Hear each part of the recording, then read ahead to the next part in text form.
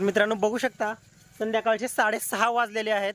हे बघा शेळी पालनामध्ये प्रत्येक दिवस महत्त्वाचा असतो। प्रत्येक दिवस बघा तुम्ही विचार करा, आपण बोकड म्हणजे 6 महिन्याला आपण जर बोकडाची जर विक्री करत असतो फक्त 6 महिन्यामध्ये, तर विचार करा एक एक दिवस त्याची वाढ किती फास्ट होत असेल ह्याच्यानुसारच विचार करा। आता बरेच जण 3 महिन्यामध्येच बोकड म्हणजे 30-30 किलो 25-25 किलोचा बोकड म्हणजे तयार करत असतात। म्हणजे काय किती वाढ किती झपाट्याने फास्ट होत असते ह्या जनावरांची। त्याच्यामुळे एक गोष्ट कायमस्वरूपी लक्षात ठेवा की शेळी पालनामध्ये एक एक दिवस महत्त्वाचा आहे। हे बघा हेळसांड होत असते, आता अवकाळी पाऊस पडला किंवा थोडंसं म्हणजे आता हिरवी वैरण आहे ना, हिरव्या वैरणीवरती पाणी असल्यामुळे जनावर काही व्यवस्थित खाल्लीच नाही चारा। त्याच्यामुळे होते काय, ते शेळ्या वगैरे उपाशी राहणं, मग ते पिल्लांना दूध न पुरणं किंवा त्या गाभण शेळ्या असल्या त्यांची थोडीशी हेळसांड होणं, ह्या जर गोष्टी जर फार्ममध्ये होत राहिल्या एखादी दिवस ठीक आहे, पण सतत जर होत राहिल्या तर त्या ठिकाणी अडचणी येऊ शकतात। त्याच्यामुळे एक गोष्ट लक्षात असू द्या, मी डायरेक्ट म्हणजे आता बघा चारा व्यवस्थित दुपारी तोडून ठेवलेला होता 4G बुलेट नेपियर, आणि आता मस्तपैकी शेळ्या खाऊन घेतात आणि एवढ्या स्पीडनं फास्ट म्हणजे 5-10 मिनिटातच सगळ्या शेळ्या म्हणजे एकदम तर होऊन जाणार, एकदम फास्ट फास्ट खाऊन घेणार त्या शेळ्या आणि व्यवस्थित मग ते रात्रभर म्हणजे रवंत करत बसणार।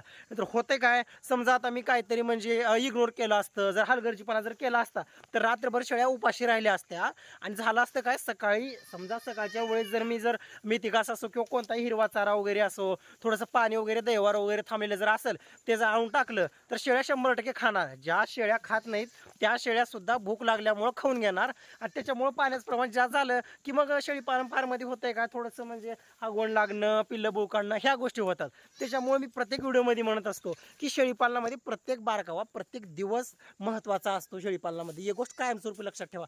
त्याच्यामुळे अजिबात म्हणजे असा हलगर्जीपणा अजिबात करायचा नाही। हे बघा संध्याकाळची वेळ आहे, एखादी वेळेस आता जनावर आपली शेळ्या वगैरे जास्त म्हणजे बुकीच दिल्यात, त्याच्यामुळे मस्तपैकी कट केला चारा होता, थोडंसं व्यवस्थित तोडून ठेवलेलं होतं, त्याच्यामुळं मस्तपैकी आता खाऊन घेणार शेळ्या।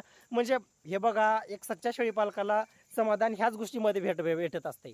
एक गोष्ट मला क्लिअर करतो मी आतापर्यंत। हे बघा कोणतरी बिझनेसमध्ये हा यूट्यूबवरचे व्हिडिओ बघून 20 शेळ्यांचे 4 लाख उत्पन्न, 50 शेळ्यांचे 10 लाख उत्पन्न, 20 लाख उत्पन्न, 100 शेळ्या 250 शेळ्या, ह्या गोष्टीचा विचार करून जर तुम्ही जर शेळीपालनामध्ये उतरायचा जर प्रयत्न करत असाल किंवा जर हायटेक फार्म मी हे चारा लावतो, मी डायरेक्ट 50 शेळ्यापासून सुरुवात करतो, हे बघा त्यांना ह्या गोष्टी म्हणजे कळणार नाहीत की बाबा खरं शेळीपालनामध्ये किती समाधान आहे किंवा शेळीपालन जगणं कशाला म्हणतात किंवा आवड।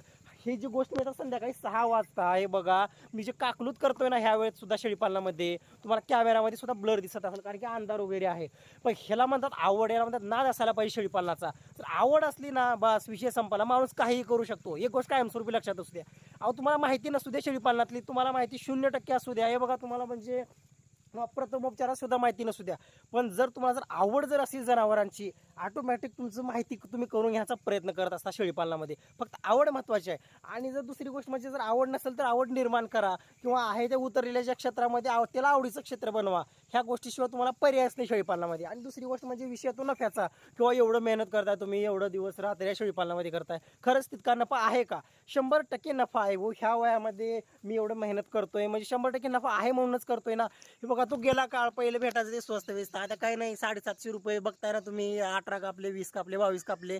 त्याच्यामुळे ताणच घ्यायचं नाही। इथून पुढे 2 वर्षामध्ये तर तुम्ही विचार सुद्धा करू शकणार नाही, एवढं जबरदस्त मार्केट येणार आहे आपल्या बोकडांना वगैरे। तर ठीक आहे, सांगायचा उद्देश एवढाच आहे। बघू शकता आपल्या कोंबड्या वगैरे मस्तपैकी आतमध्ये बघा, तुम्हाला दिसणार नाही थोडंसं कारण की आता अंधार पडलेला आहे, आणि शेळ्या बघा जबरदस्त चारा वगैरे खाणं चालू आहे शेळ्यांचं। होतंय काय तुम्हाला सांगतो, याच्यामुळं उद्याचं जर नियोजन जर काही चुकलं, जर शेळ्या म्हणजे बरोबर पाण्यासगट ते चारा वगैरे खाऊन घेतल्या तर अडचणी निर्माण होत असतात। मग तिथं आलंच ना असेल पाणी वेळेनं आलं ते काहीतरी नेबॉल पावडरच द्या, ते पिल्ला बुळ काढले, ते आजारी पडले, मग तिथं संगोपन। त्याच्यामुळे एक एक दिवस शेळीपालनातला महत्त्वाचा आहे। व्यवस्थित मेहनत करत चला, काही अडचणी असेल तर कमेंटमध्ये विचारत चला। तर ठीक आहे, भेटू पुढच्या व्हिडिओमध्ये। तोपर्यंत रेबल स्टार फार्मला सबस्क्राईब करून घ्या, व्हिडिओला लाईक करत चला, शेअर करत चला। धन्यवाद।